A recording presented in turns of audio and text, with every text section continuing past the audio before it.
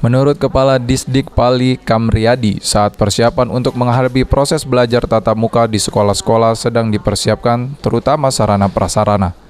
Selain itu juga Dinas Pendidikan Pali telah membentuk pengawas untuk melakukan verifikasi lapangan untuk melihat kesiapan dari tiap sekolah. Setelah dilakukan verifikasi, Disdik Pali akan melakukan rapat bersama tim Satgas Penanganan COVID dan pihak Dinkes terkait penyelesaian vaksinasi guru. Sementara ini kami memverifikasi terkait dengan vaksin guru di satuan pendidikan dari PAUD, SD, SMP, dan SMA.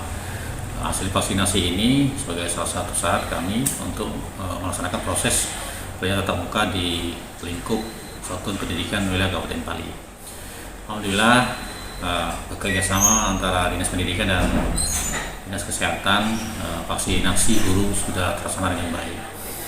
Terkait hasil vaksinasi ini nanti akan kami laporkan ke Bupati Pali untuk mengambil keputusan apakah sudah bisa dilaksanakan buka atau tidak. Untuk sektor pendidikan, kami sejak jauh hari sudah menginformasikan, memverifikasi agar mereka siap sesuai ketentuan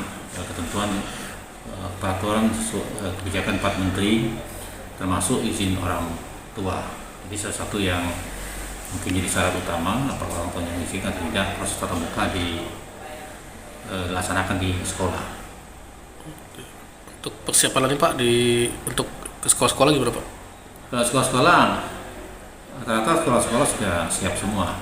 Tetapi karena waktunya sudah mulai agak lama, kami akan memverifikasi ulang untuk melihat kesiapan, bagaimana kesiapan mereka nanti ketika proses pembelajaran tatap muka di bulan Juli sudah mulai dilaksanakan. Selain itu, pihaknya sedang persiapkan surat izin dari orang tua murid terkait pembelajaran tatap muka. Nantinya akan dilakukan pendataan melalui sekolah atau satuan pendidikan masing-masing. Haji, PAL TV.